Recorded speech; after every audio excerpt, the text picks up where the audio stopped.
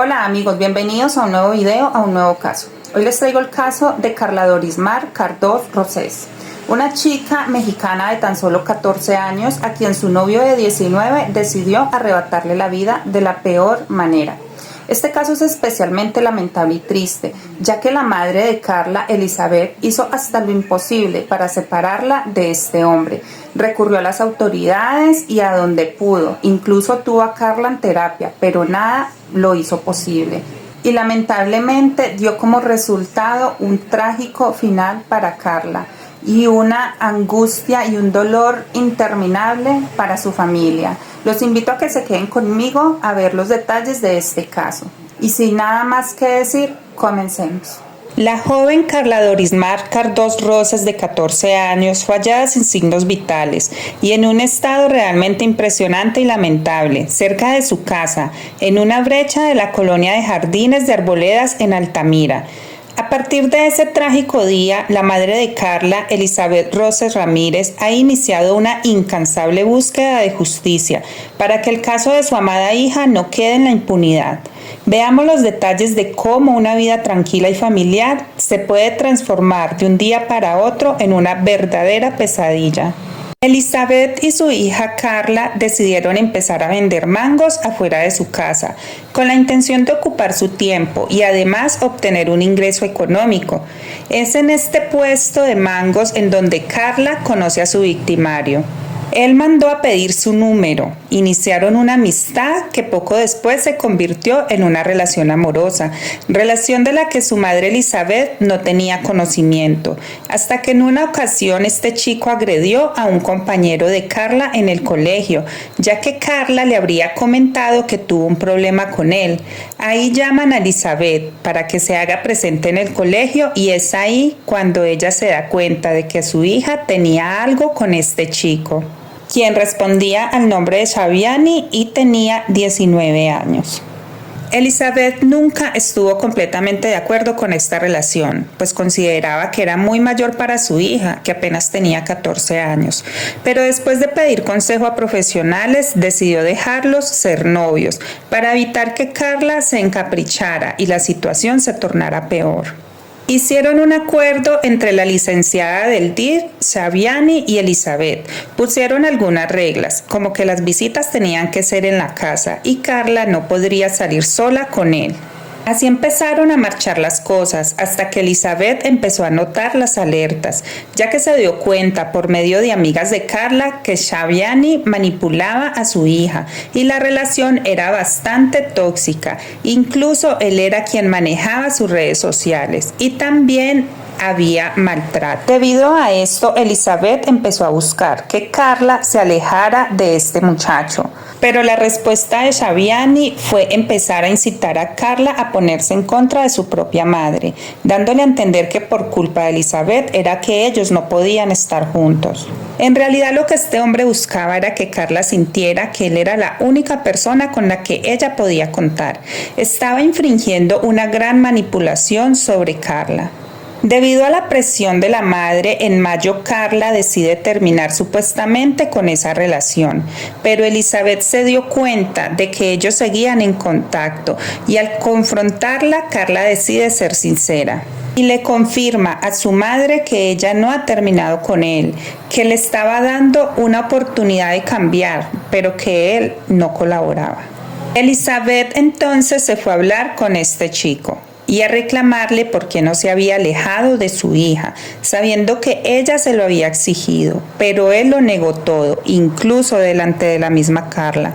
Para esos días, Carla le comenta a su psicóloga que ya se sentía cansada de Shaviani y que quería terminarlo definitivamente. Extrañamente, justo después de este problema, este chico va con sus padres a buscar a Carla y a Elizabeth para proponer un matrimonio, según ellos, para arreglar las cosas.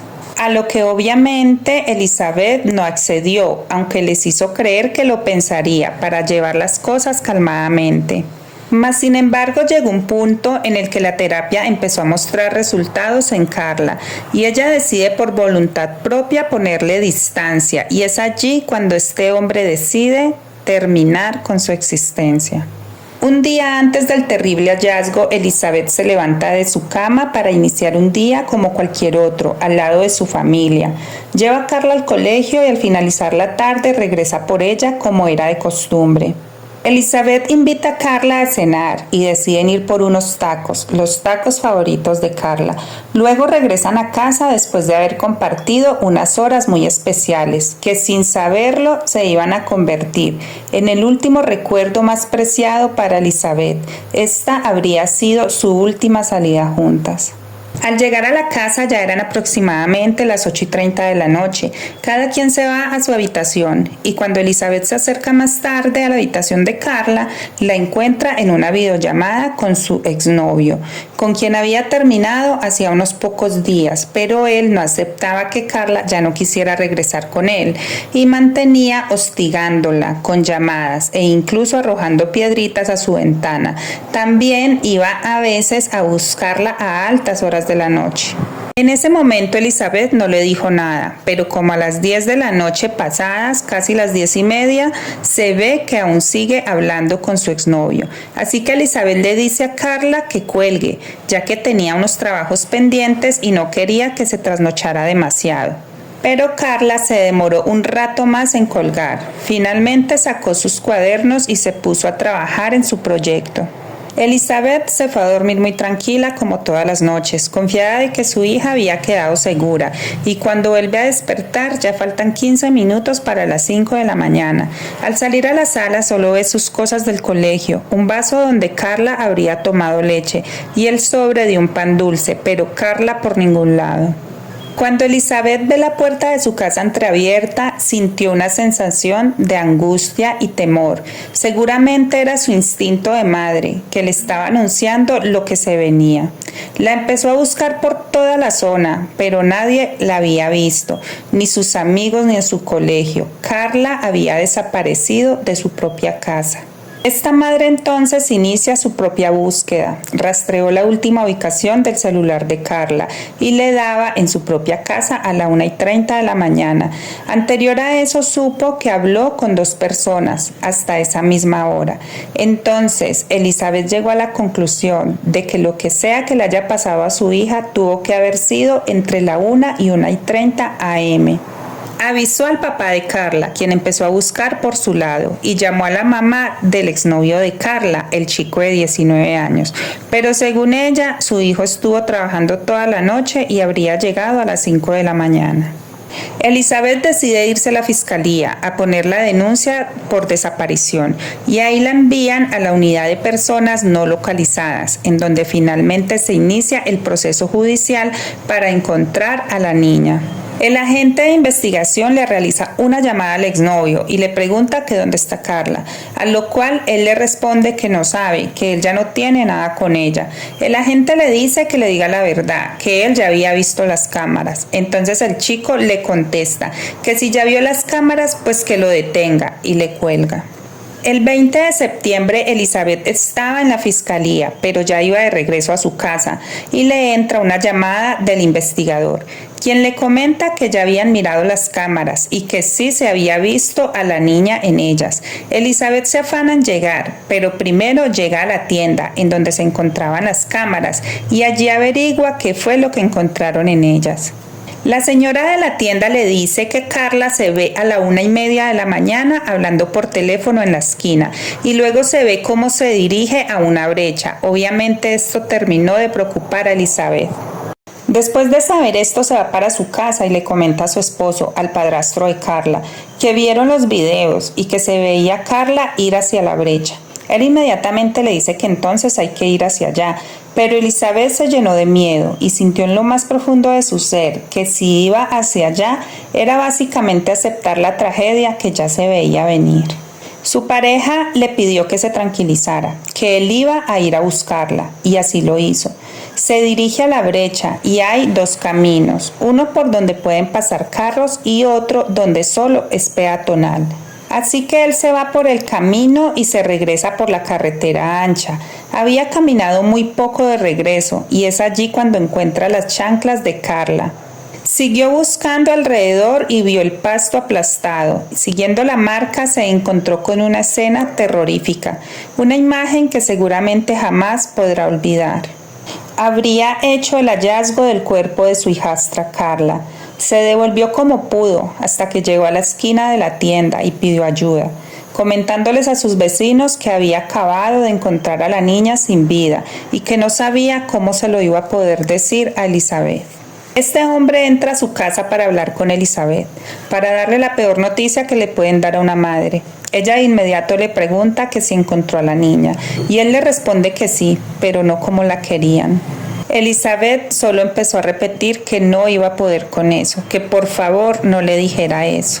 Allí ambos lloraron a su pequeña, ya que toda esperanza de encontrarla con vida había acabado de desaparecer.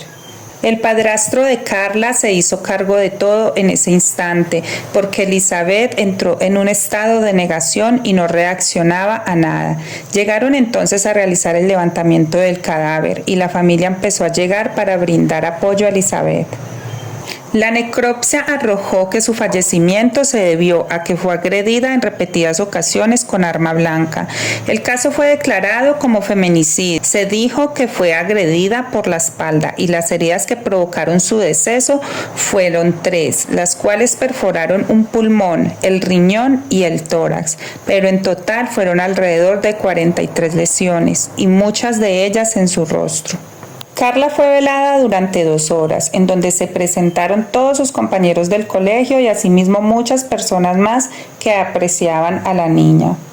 Por su parte, las autoridades fueron a buscar al exnovio de Carla para interrogarlo, pero él agrede a uno de los agentes y lo detienen por agreder a servidor público y cohecho. Mientras tanto, la familia del exnovio de Carla dice que le están vulnerando los derechos debido a que no se le permitió un abogado, cosa que no era cierto, ya que la misma Elizabeth vio a su abogado presente en las audiencias. Cuenta Elizabeth que 15 días antes de lo que le pasó a su hija, su exnovio le había dicho cuando terminaron la relación que si no borraba las fotos que tenían juntos iba a recibir un trago amargo. Para Elizabeth, esto que pasó era la amenaza cumplida. El crimen de Carla dejó un dolor imborrable en su familia y allegados, pues todos la querían por ser una excelente chica, dedicada y amorosa, que jamás le habría hecho mal a nadie. La sensación de impotencia los invadía a todos. Lo único claro es que Carla no merecía un final de estos.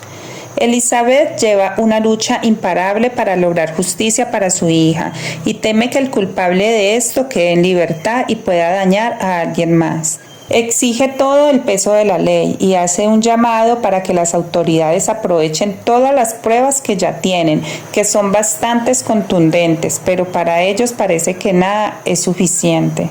Carla cumplió 15 años el 25 de octubre y en un triste y muy conmovedor acto le rindieron un homenaje al lado de su tumba, incluso le llevaron serenata. ¿Qué opinas de este triste caso? Esperamos que este caso llegue a todas partes, que la justicia haga su trabajo como debe de ser y que el culpable de este terrible crimen pague ante la ley, que su condena sea coherente con lo terrible de sus acciones. Justicia para Carla.